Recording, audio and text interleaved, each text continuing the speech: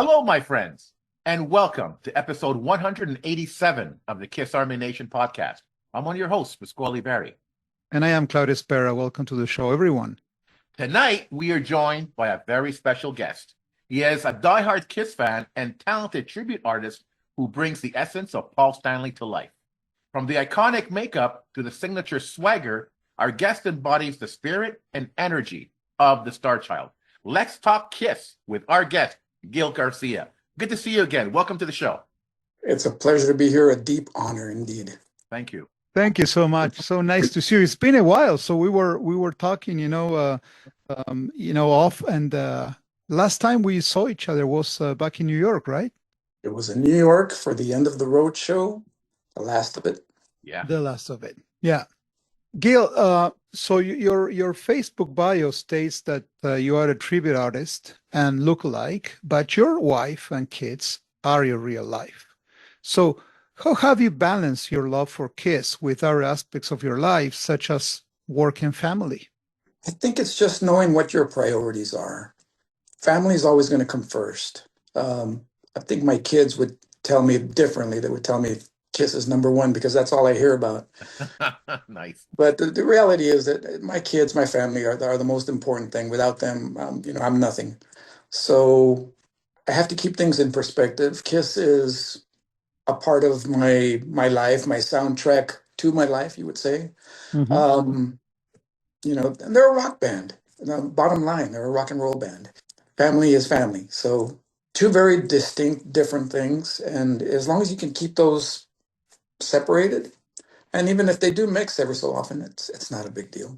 Okay. And it's always been like that. So you always had this vision that, family comes first, what you do with Kiss and, Paul and all the stuff comes second. It's always been, yeah.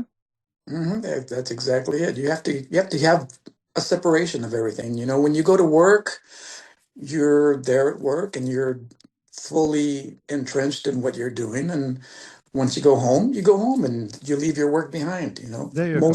Normally that's what everybody does. You always have a few people that like to bring their work home, and that's okay too. But Mm-hmm. if you can leave work at home at work and do that and then go home and be with your family, and then that's the perfect balance. Mm-hmm. Gil, how did you get into the crazy world of Kiss to begin with? So I started at a pretty young age. I mean, I want to say I was probably in the first or second grade when I first heard about them. I probably actually saw them first, and it was just the visual was just wow. I've never seen anything like that. And little by little, I started hearing the music, and I didn't associate that they were together. Actually, I heard the music, and I loved it, but I didn't know it was them Ah, till I finally, put two and two together, and it was like I've been with them ever since. was it the visual first that hooked you up, or the music came after? How, or the combination of both? I would say probably the look that they had, the costumes, the makeup, the theatrics was just I've never seen anything like that. It was incredible. And then the music just pulled me in. I mean, I think Paul said it many times that if the music wasn't any good, the band Yeah, wouldn't be any good either. So that's right. It couldn't last. Yeah, absolutely. exactly. So Around which era was it? So was it during Mhm. the Dynasty stuff, or Well, this maybe was before back. that? This was before that. This was back when they started. So early 70s, Oh, wow. Okay. early Okay. 70s. So I've been a fan ever since then. Wow. Okay. So, Gil, I know most Kiss fans know that you pay tribute to Paul Stanley. And talking to you right now, my God, it's like he looks so much like him with and without makeup. It's like we're talking of Paul Stanley here. So what inspired you to impersonate the Starchild? Like anybody else, like any other Kiss fan, you go to Halloween and you dress up like Kiss. And I was doing that back then. And back then, when I was a kid, like Gene is the most visual. So I remember dressing up as Gene back in the day. Back when I was a little kid, doing the best I could, putting a costume together out of masking tape and whatever I could find that looked like metal, you know what I mean? And anything that could resemble an outfit. So spandex and whatever I could find that they had back then. So I would put on the Kiss makeup the Kiss makeup, I would say, but it was actually more just a powder. I didn't have access to actual makeup. But in my head, I was dressing up like Kiss.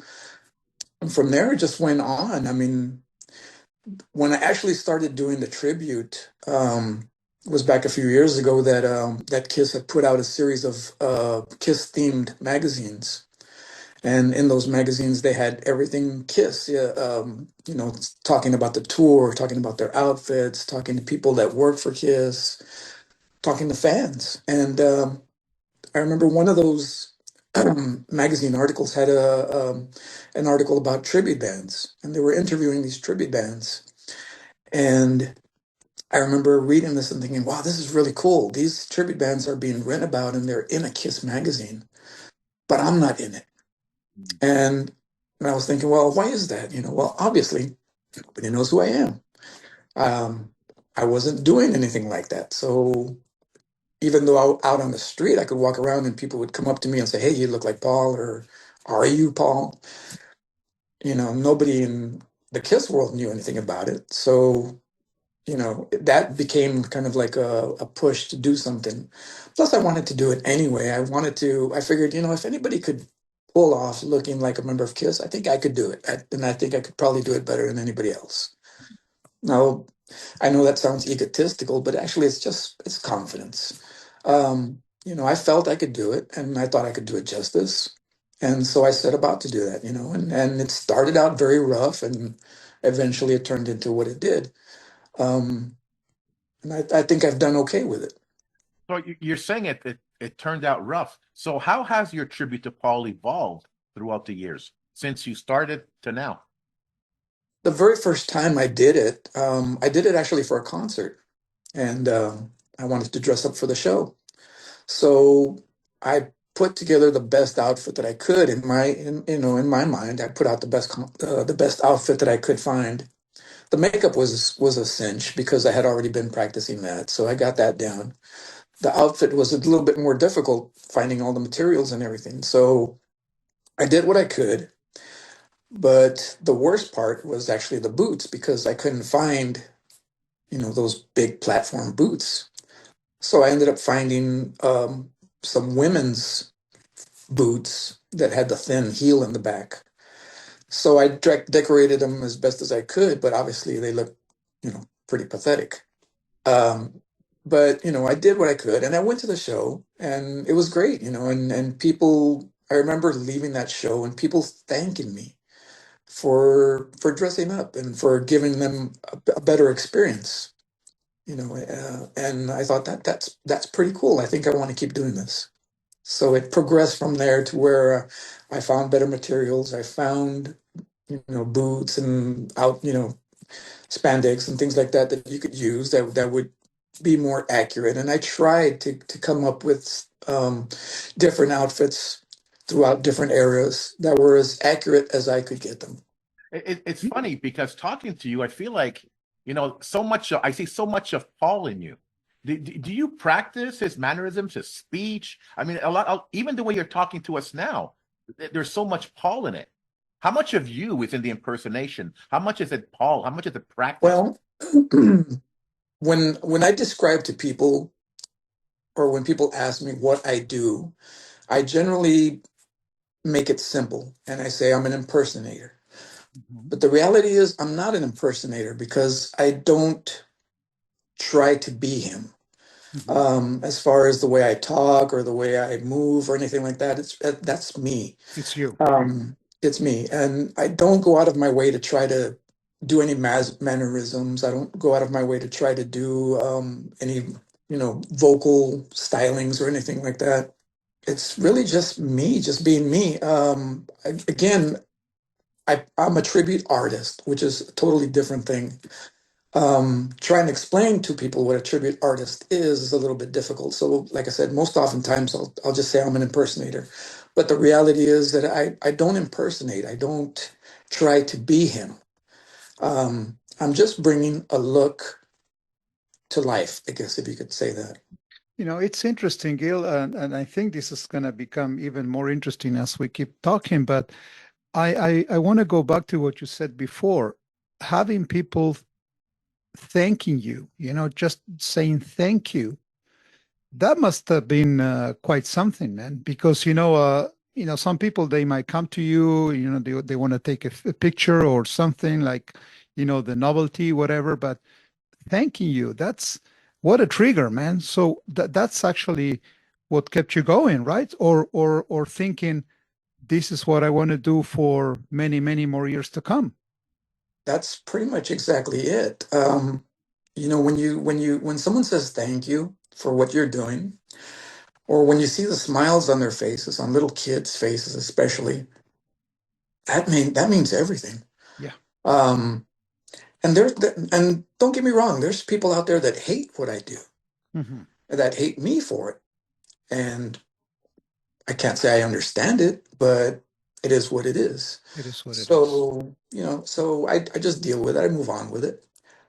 But the people that love it, the people that thank me for it, the people that, I see their smiling faces, that makes it all worth it. Yeah.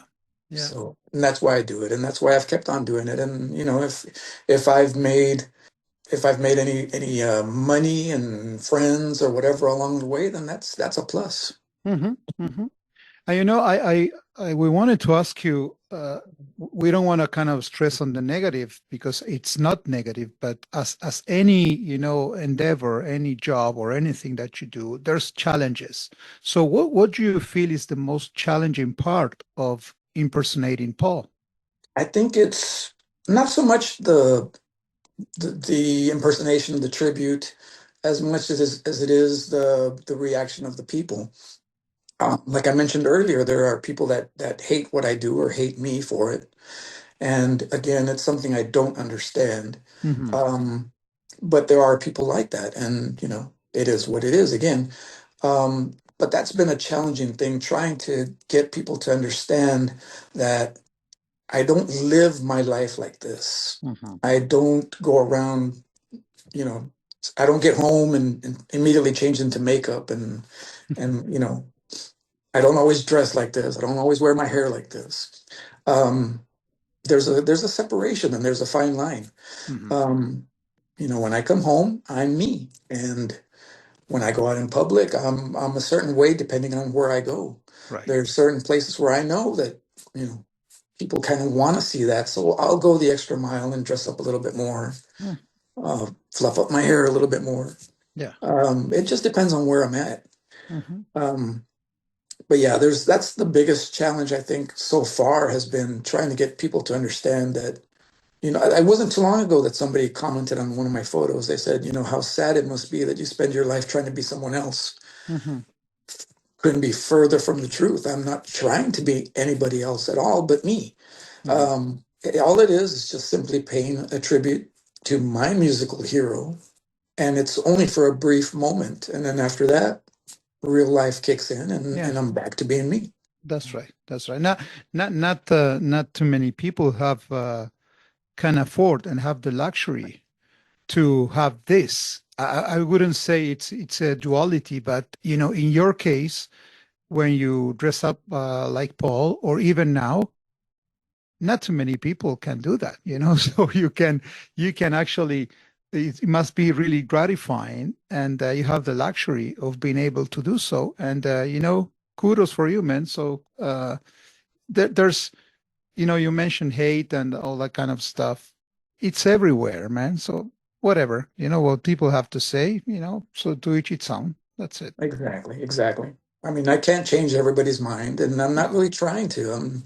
I'm just being me, and like I said, if I make somebody happy out there, then I've done my job. Yeah. And the thing is being honest to yourself. That's what it is. That's what counts, right? Sure, absolutely. So have you received feedback from Paul and other members of the band? I would say from Paul, I have not. And the funny thing is I was recently interviewed for a book um, not too long ago, and they misquoted me in one of the questions, one of the answers, I should say. And basically, I said that I haven't really heard anything from him.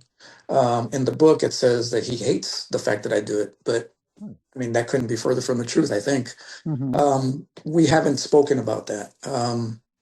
Now, the other guys, on the other hand, as far as Gene and Eric, Tommy, Ace, even, I mean, they all seem to love it. In fact, Gene especially is, every time he sees me, he gets all, you know, Really? Mr. Paul Stanley, ladies and gentlemen, he gets all into I it. love it.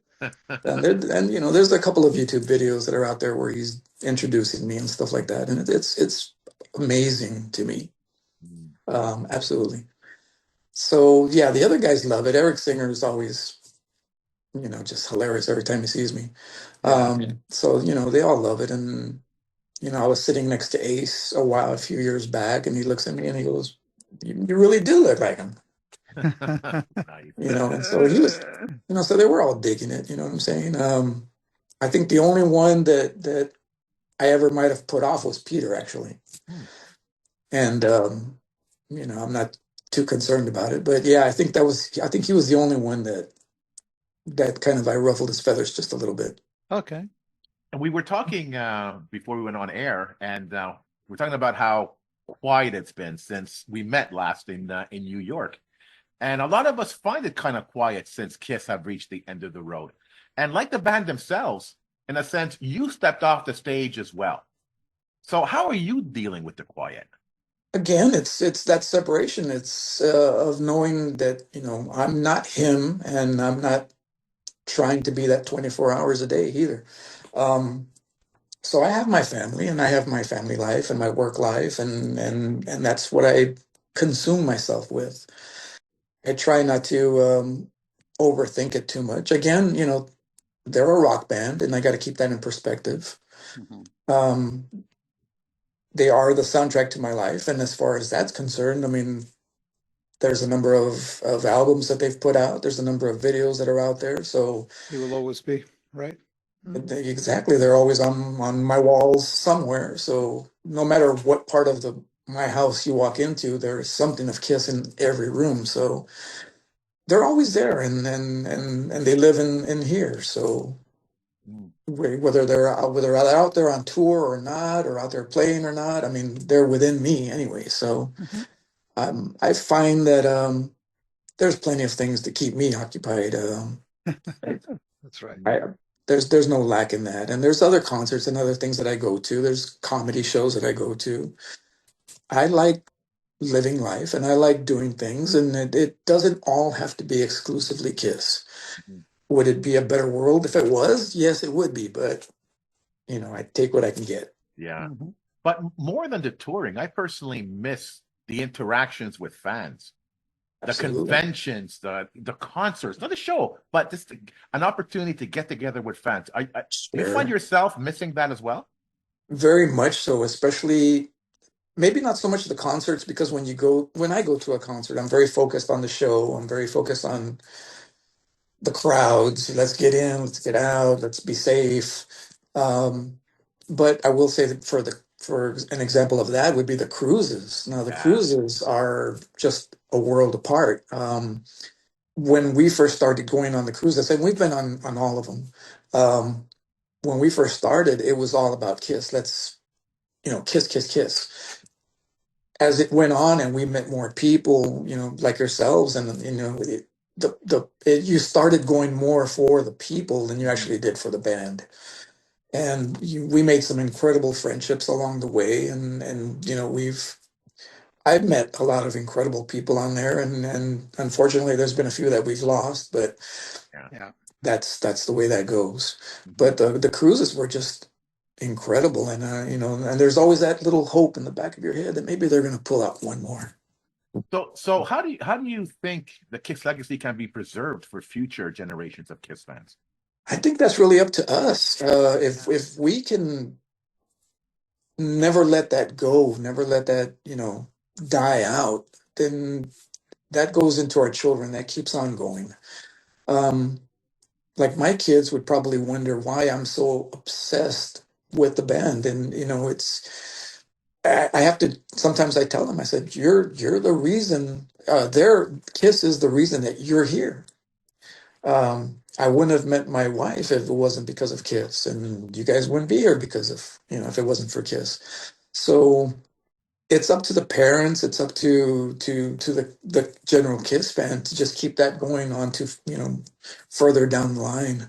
Mhm. It's kind of dismaying to me when I see people selling off their collections, and I just recently saw somebody that was selling their entire collection, and they're saying, "Well, Kiss is done, so I'm done too. I'm getting rid of everything." Mhm. And I find that kind of sad. You spent all these years following them and collecting this stuff, and yeah, it's materialistic. It's just things, but everything has a meaning to it. Everything has a heart to it, if you Yeah, will. memories, so much passion, Memories so and much love. Yeah. memories and love and everything, and now you're just selling it all away, and so that's a little bit dismaying to me. So there's a bunch of stuff that I have in my rooms and everything, a bunch of swag, um, and at some point that's going to go to my kids. I don't know which one, I don't know who wants what, but at some point that's going to go to somebody else, and Yeah. Yeah. and that memory just keeps on going and just keeps on going. So Kiss is going to be forever, and I don't know how many years later we're still talking about some of the people from the 50s. I mean, Elvis has died, but he doesn't die. He continues to live on today. Yeah. Yeah. So, Kiss is the same way. They're always going to be there. They're always going to live on. And as long as you don't forget, I don't think anybody else will. I think that now that it's uh we've been without Kiss on stage for a little bit more than a year. um I think it what you were saying before, I keep thinking, um for each one of us, we deal with it, the way we can, or what we can do. Some people, as you were saying before, some people, they get rid of stuff.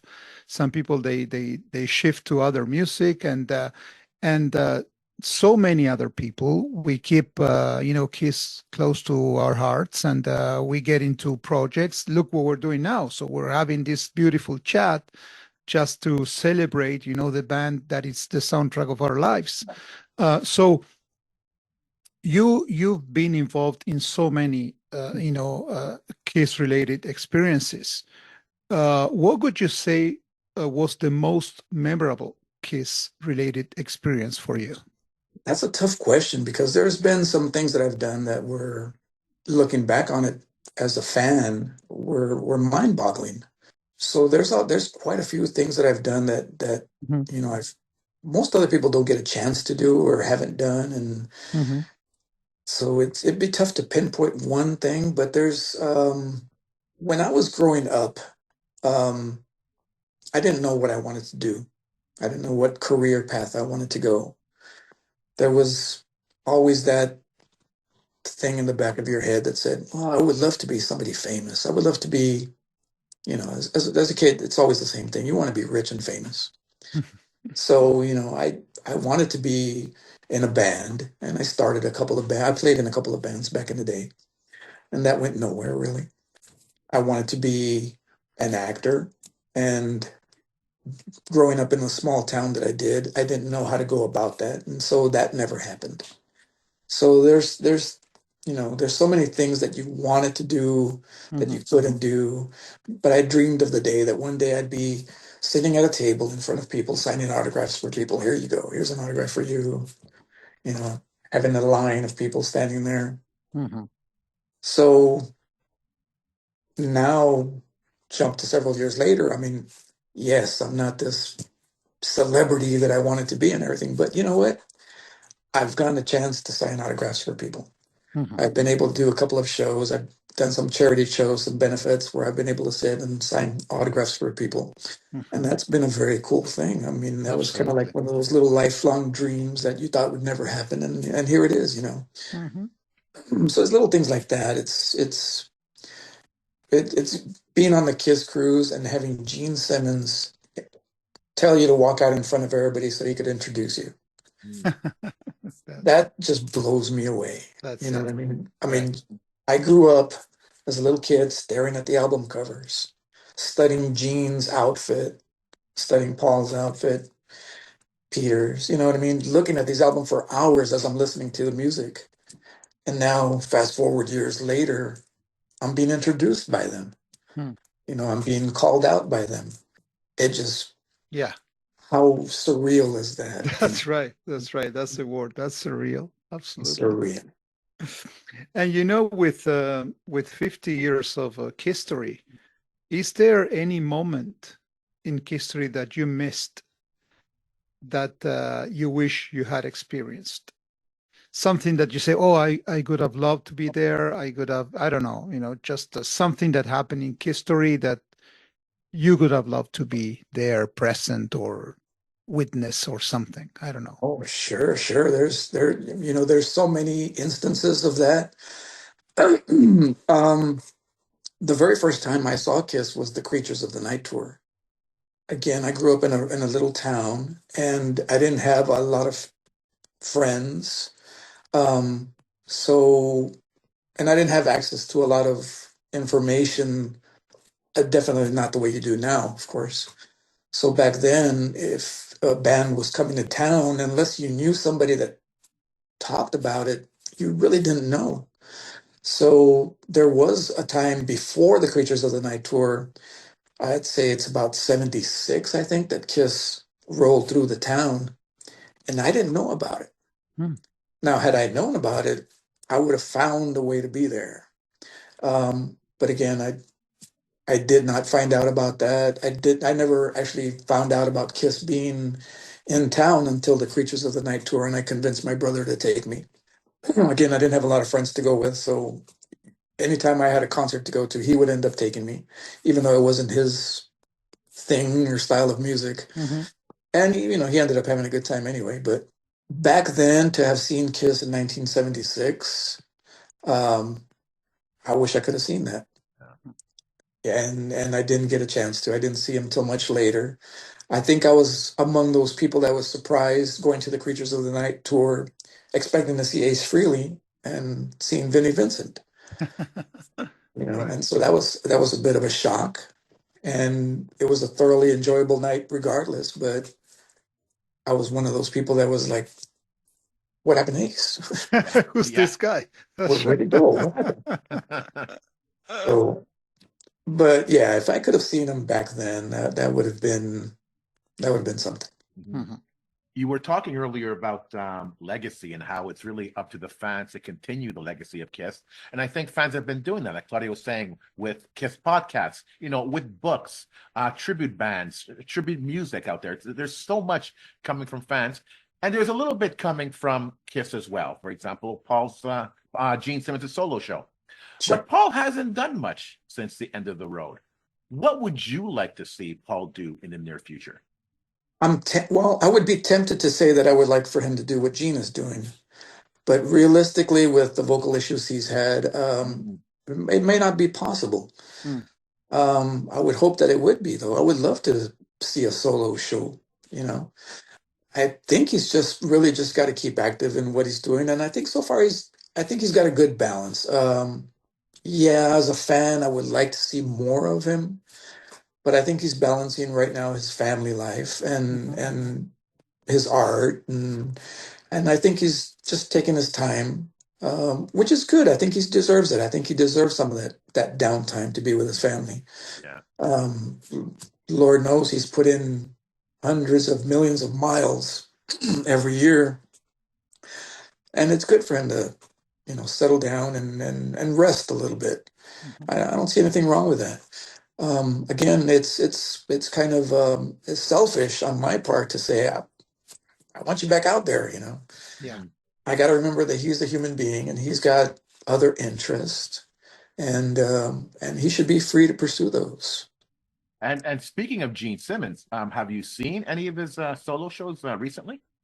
Unfortunately, not because most of them. I live on the West Coast, and he's done very few appearances over here. He's been mostly on the Mm. East Side, which makes it a bit difficult for me as far as traveling. I do know he's got a show coming up in Anaheim, but it's still a bit of a drive for me, so I'm not sure if I'll be able to make that one. But I'm definitely itching to see one of his Yeah, shows. yeah. And speaking of solo projects, the fact that you are such a huge Paul fan, does it also make you a fan of Soul Station?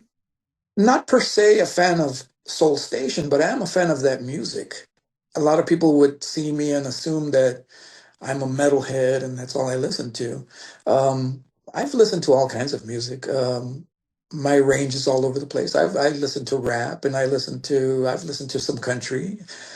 Um, and Soul Station, I mean, that music is the heart and soul of Hmm. what rock is actually. Mhm, So, mhm, the blues and all that soul stuff, all the rock and roll roots come from that. So I enjoy that music very much, and I think he did a very admirable job. I think his vocals um, work in conjunction with that style of music, mhm. and I think he did a very admirable job. And so, yeah, I mean, if he decided to go out there with Soul Station, I think I'd be very interested in seeing it. I missed it the last time around, but yeah, if he decided to go out there and put that show together, I would definitely be interested in seeing that. You just mentioned vocals, and this is perfect to the next question. So we recently had a discussion panel episode talking about uh, shared vocals of Paul and Jean. Okay, so this is beautiful. Talking music with you, this is amazing. So should Paul and Jean have done more songs where they shared their vocal duties? What do you think? Would you have liked to see more songs with them singing together? Definitely.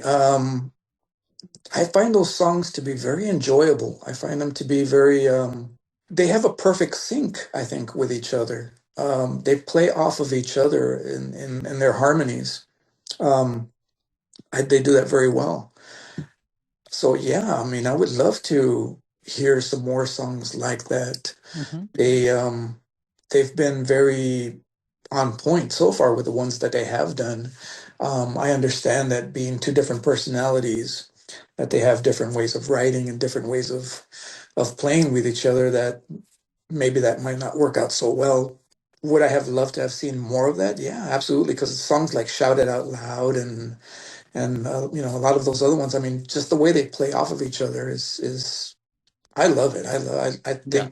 think a lot of bands should be able to do stuff like that. That versatility um, should be there to be able to do all kinds of different things. And yeah, to them for them to do splitting vocals and stuff like that, that would be fun, I think. Oh yeah. Oh yeah. Mhm. That's a signature thing for Kiss. That would be awesome. Yeah, Yeah, that could have yeah. been awesome. We also did another episode called "But for That One Song." So basically, we chose what we felt was a perfect Kiss album, except for that one song. If you were to take out that song, would it now become a perfect Kiss album? So I've got a three-part question for you. So number one, do you believe there's a perfect Kiss album out there? That's a good question. Music to me, much like art, is very subjective. So something obviously that I would like, someone else might not like. Um, every time somebody asks me like what my favorite album is, I kind of always go back to the first one. It may not be the most perfect album, but the rawness in it, the newness of it Hmm. is just up there for me. Hmm. Um, it's a lot like I can compare it to being on the Kiss cruise. When you went on that very first Kiss cruise, you didn't know what to expect. Yeah, You had high anticipation, and everything that happened from one day to the next was just simply, was something amazing that you had never experienced before. And that's the way it is for me with that first album. One song to the next is, wow, what is this? What are they going to come up with next? And the next song and the next one. So yeah, I think every album has, for me anyway, has at least one or two songs that maybe they're not up to par. Hmm. Um, but I can't say that they're bad songs either. Hmm. Um, I don't feel I have the right to say that, okay. if that makes any sense. not too long ago, Paul was doing an interview. Well, not an interview. He posted something. I can't remember what it was. And somebody commented on the bottom. They said, Paul's songwriting is horrible. He said, I've written and can write so many songs better than he can. Mhm. And my only thought was, well, I guess that's why he's in the Hall of Fame. I guess that's why he sold over 100 million albums, and nobody knows who you are. Yeah. Yeah. Right. Yep. So, I can't put myself above that to say, I don't like that you wrote this song. I don't feel that that song was up to standards. That's not really for me to say because that's one song that I think is not good enough to somebody else. That might Could be be. their most favorite song in the world. Yeah. Mhm. Yeah. So Same with the albums. That's right. Yeah. Yeah. exactly. So Okay. yeah. So when it comes down to an album, and I would say the first album is just Okay. it for me. All right. So listen, I want to ask you the question: is there a Paul Stanley song that you felt should never be released? I'm not going to ask that. I'm not. I understand. I'm not going to ask that. But, do you think there's a Paul Stanley demo that you wish he officially released? I do actually. We've talked about the cruise. Mhm. Um, Getting to see the mighty Bruce Kulick Yeah. and his band, they would pull out some songs that would just make your jaw drop. Yeah. And the one song that did it for me, and I thought, wow, I would love to hear Kiss redo that, is Sword and Stone. There you go. Right. Yeah. Yeah. Mm-hmm. They just did an amazing job with that. And every so often I'll go back to that and replay it because it just it it gives me chills. Yeah. Gives me Yeah. chills. So I would love to have seen them actually put that out, or maybe go back and at some point, I probably they won't do it now, but if they could have gone back and redo that, that would have been awesome. Yeah. Yeah. Absolutely. Totally agree. Gil, if we go back to the question of maintaining the Kiss legacy, um, what role do you think you can play in keeping the memory of Kiss alive? Because you've been so, uh, Wow. let me just say that it's so important, for fans. What you were saying at the beginning, people thanking you, and you kind of you show what a dream is, in trying to pay tribute to our favorite artists. So now that they're gone, uh, what do you think you could do to keep the memory of Kiss alive? Anything, or maybe not? I don't know. I think it's probably just a continuation of what I've been doing. As far as personal appearances and things of that nature, I was one of if you remember back when COVID happened, a lot of businesses couldn't recover from it, and a lot of businesses shut down. Mhm. I wasn't immune to that. Before that, I had been making all kinds of different appearances at different places. Once COVID happened, that shut down, everything closed. There was nobody there was nowhere that I could go to do that. Mhm. So after the recovery, it seemed like I couldn't get that business back again. Okay. So that kind of stopped for me. So in my mind, I've been kind of semi-retired, I guess you would say. Mhm. I'm open to any offerings that somebody might have if they need me for anything. But for the most part, I'm just um, being a family man Okay. and dealing with that. But as far as keeping it alive and everything, I think just doing what I've been doing for now is try to recreate or try to give people the best possible recreation that I can of the Starchild. Okay. So I recently put out a photo. Um, back in December, and I posted that online.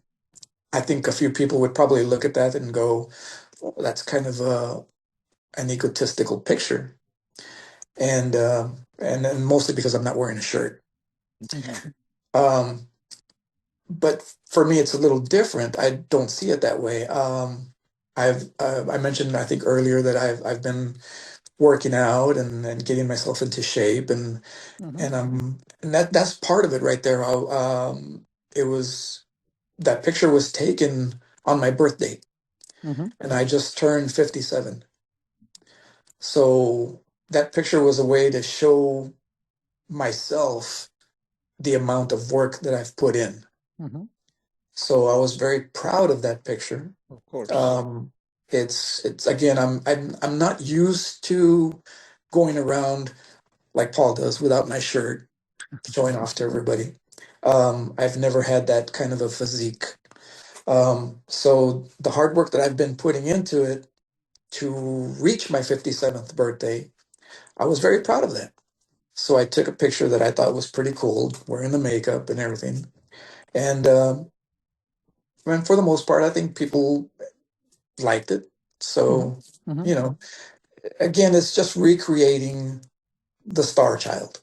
And so if I just keep doing things like that, um, that'll keep that memory and that legacy going.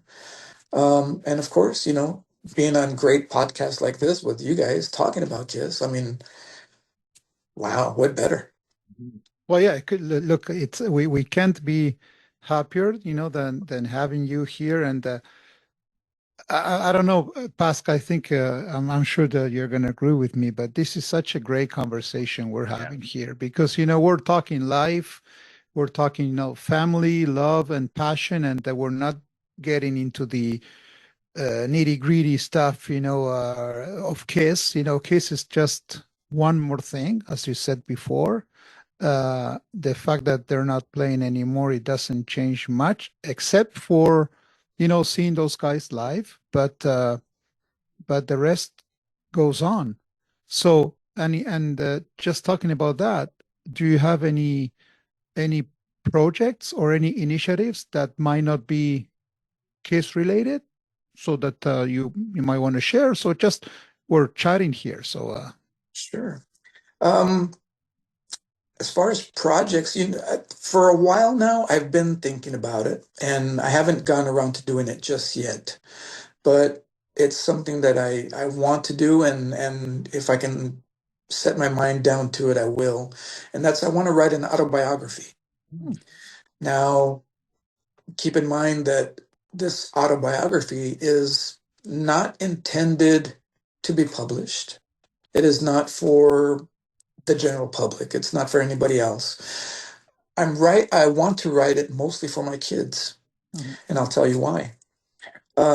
When I was growing up, I grew up with my mom and dad, and they were together many many years. They both passed away in their 80s, um, and so every so often I have people that come and ask me, and they ask me about my heritage. They ask me about my past, mhm, my family. My grandmother and my grandfather and all that stuff. And realistically, I don't know anything about them. mhm, I was never really that kind of person that was interested in family history. So even though I lived with my parents until I was a teenager, ready to move out, I didn't really know much about them. I knew them, I loved them, but I didn't know much about them. mhm. And as fast as I've seen my kids grow up, actually today is one of my daughter's birthdays. She's 20 years old today. I'm looking at that going, wait, you're 20? It was just not too long ago that you were Right. 5, Yeah, yeah, yeah. Yeah.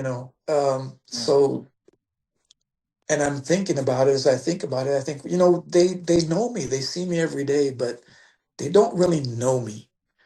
None of them have ever asked me anything about my history. So I think I would like to write a book detailing my life story so that they can know it in the future, so that they can read it. And the reason I'm mentioning this is because, maybe it's something that somebody else out there would like to try. Yeah. Maybe some people are in the same position as I am. I feel like one day my kids are going to look back and go, you know what? I knew my dad, but I didn't really know him. I don't know anything about him. I don't know where he came from. I don't know what he was interested in besides kids. So, yeah, I want to write a book that lets them know where I came from, where I've been, and so they can see that. This is really, really interesting, man. I have to say, I don't know, I'm 56, and that same thing has been going through my mind, lately. I think when we hit this, you know, stage in life, Sure. and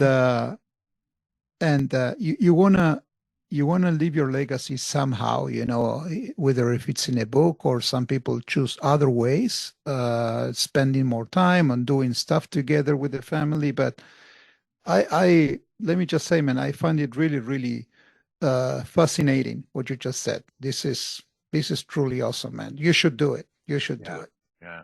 Totally plan to. I'm a huge procrastinator, and I need to stop doing that. So at some point, I'm going to do it. Before we were recording, I have a Eric Singer drumhead signed from 2010. That's like only 15 years ago. Yeah. Where did that 15 years go? Where did it go? Am I going to have 15 years? Do I have 15 years ahead of me? It's a scary thought. And It is the KISS philosophy: live life to the fullest every single day. Don't let every day. anybody tell you what to do. You do what you want, how you want, when you want. Because Exactly. time is short. This is why I love this band so much. It's I don't know about you, but it's my life philosophy. Right. Uh, You couldn't be more right. yeah. So a couple more questions, Gil, before we let you go. Obviously, you met a lot of KISS fans in your travels. Is there a story of a particular fan that stands out in your mind? There's been so many people that I've met that all had great stories to them and everything. Offhand, one that I can think of, there was this beautiful young girl. Her name was Sammy, and beautiful thing. And unfortunately, she came down with cancer. She was struggling with that, and I would see regular Facebook posts from her mom, detailing all the ups and downs that they were having, and it was heart wrenching. And then one day she reached out to me. Her mom reached out to me, and she said, I would love to get a signed photo from you so I can give that to Sammy. So I said, well, yeah, absolutely. Yeah, absolutely. So I signed one of my 8x10s and I sent it to her. And she took a picture of it. And she took a picture of Sammy holding my photo. Mhm. And she messaged me later on. She was saying she was so ecstatic for those few seconds, whatever. She thought it was a photo of Paul that he had signed. And then when she realized it wasn't, then she still had this big smile on her face. And she just thoroughly loved it. And maybe a few days later, she passed away. So that was hard, but at the same time, I gave somebody that brief moment where they could relive something and just smile. And that means a lot, that means a lot to me. It's a gift and a powerful thing that I don't take too lightly. Mhm. Um, the fact that I grew up a Kiss fan, and then one day somebody would say, "Hey, you look like one of the members," and then to hear that continuously, people coming up to me and saying, "Hey, you look like so and so," or "Are you? Are you?" And I've had many times where people didn't want to believe me. Well, I'm not, and you have to just chuckle and walk away. But again, the fact that I could do that and bring this young girl some happiness for that brief moment, um, that means a lot. Yeah. No, one of the reasons I'm a high school teacher is because when I was a kid, a teacher believed in me and changed my life. So my goal has always been to be that teacher to change that life of at least one child. If I can do that, I've done my job. And it sounds to me like you did on a grand scale. So I think that's fantastic. Good for you. That's what it's all about. So before we end the show, my friend, is there a message you would like to send to the KISS Army? The message would be to, as an army, your job is to stand tall. So KISS Army, stand tall, represent. The fact that the band isn't touring anymore shouldn't mean anything other than the fact that you just aren't going to go to a concert and see them. They live within us because they meant something at some point and they still should. You have to overlook anything that was negative because there's always going to be something negative. Mm-hmm. And you just got to find the positive in everything. So, for me, KISS has way more positives than negatives. So that's what I look at and focus at the most. Mm-hmm. So yeah, as if you're in the KISS Army, then stand tall and represent. I'm a KISS fan. So what? Yeah. Gil, we're wrapping up, and all I can say, man, it's thank you, because this has been a fantastic hour, very enriching. I didn't know much about your life. Of course, I know you from KISS and all this stuff, but this has been truly a remarkable interview that we had with you. We learned so much from your personal life and your approach to life. You're positive and optimistic, and this is one of the beauties that KISS is giving us. Just to have the chance to spend an hour or to get to know you more, and I can't thank you enough, man. This has been great. Oh, my thanks to you guys. You guys are doing a wonderful job. I love your show. I couldn't be more honored. Thank you. It's interesting because KISS fans, when they see the band, or a casual fan sees the band, they can't see beyond the makeup. They can't see how really amazing their music is, And having met you several times on the KISS cruise last year in New York, seeing you with the makeup and all of that, it's just fantastic. But this has been an amazing hour, like Claudio said, to go behind the makeup and getting to know the man behind that makeup, the real guy behind that makeup. And my friends, truly, you are an inspiration. And it's been such a pleasure to get to know you finally so much better than we ever did, having met before on the KISS cruise or in New York. It's been a pleasure. Thank you so much once again for being on the show. Absolutely. My pleasure. Thank you. To the KISS Army, we hope you enjoyed this episode. If you have any questions, comments, or ideas, please send them to talktome@kissarmynationpodcast.com. Until the next time, remember, never stop rocking. Take care, everyone. If you enjoyed this episode, check us out on Facebook, Instagram, and X. You can watch us on YouTube or listen to us on Podomatic, Spotify, iHeartRadio, or wherever you listen to your favorite podcasts. This is about you, so please like and subscribe to support the amazing guests we have on the show. See you soon, KISS Army.